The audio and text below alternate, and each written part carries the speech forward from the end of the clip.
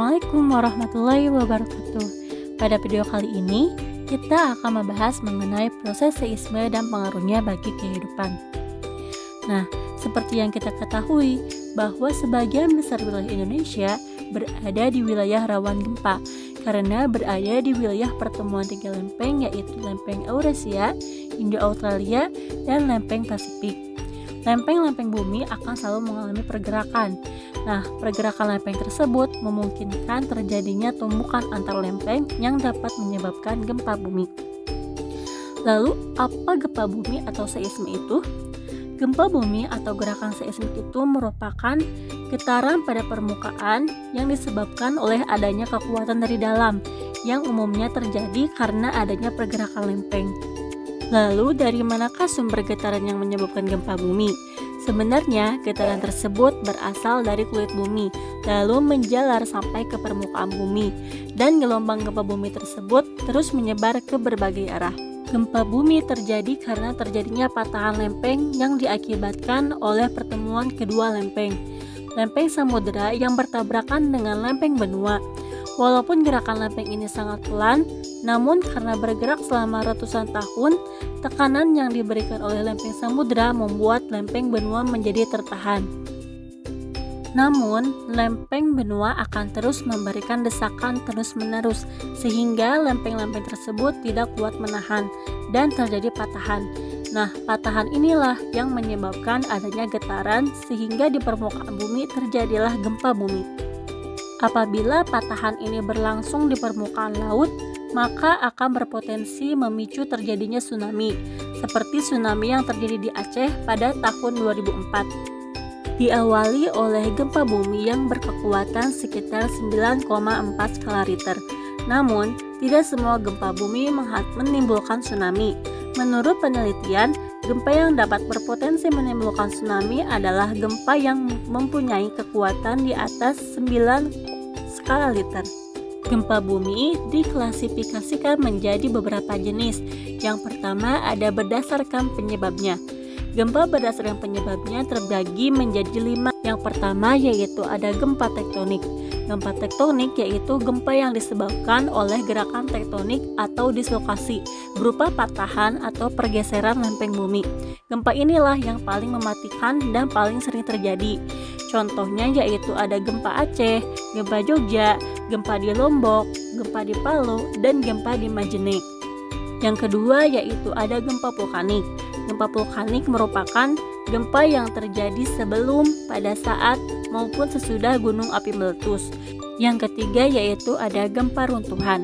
Gempa runtuhan merupakan gempa yang terjadi akibat runtuhnya bagian atas rongga atau goa, baik goa alam maupun goa buatan seperti bekas tambang.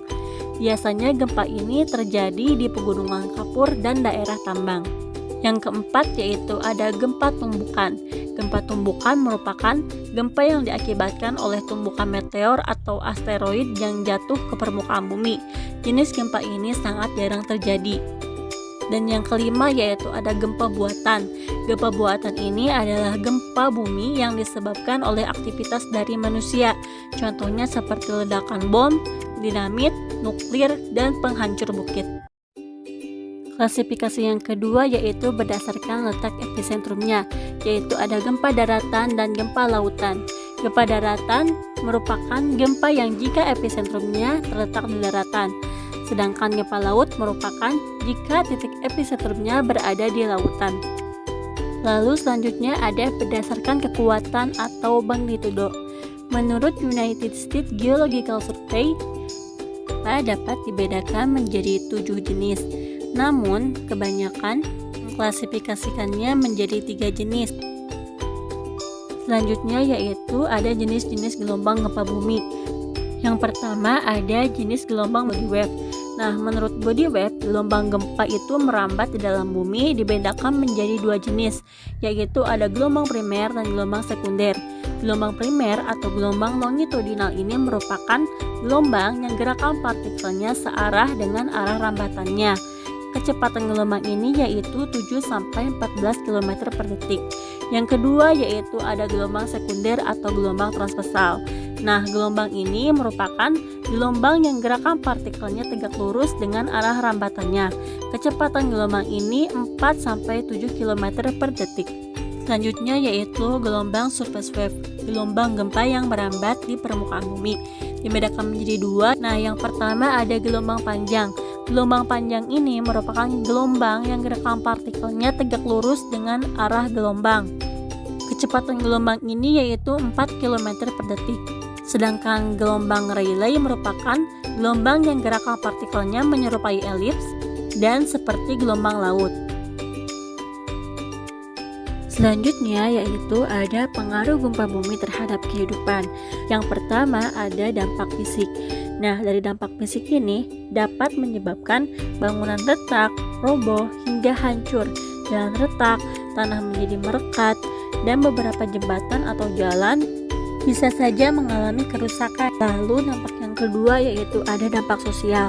Nah, dari dampak sosial ini gempa bumi dapat menimbulkan kerugian seperti karena adanya bangunan rumah yang roboh bisa menimbulkan kemiskinan, lalu bisa juga menimbulkan penyakit, baik itu penyakit akibat runtuhan maupun penyakit-penyakit lainnya. Lalu yang ketiga yaitu ada fenomena munculnya tsunami. Nah, biasanya tsunami itu dapat terjadi karena gempa bumi karena disebabkan oleh gempa jenis tektonik, yakni efek dari pergerakan lempeng. Lalu yang keempat yaitu menimbulkan longsor. Akibat guncangan tanah tentu memberi peran pada tanah serta massa batuan untuk memaksa keluar, jadi akan menimbulkan longsor.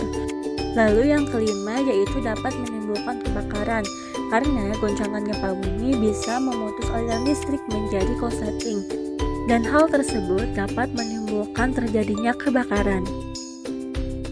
Nah, itu dia tadi pembahasan mengenai proses seisme dan pengaruhnya terhadap kehidupan. Terima kasih telah menonton video ini dan sampai jumpa di video selanjutnya.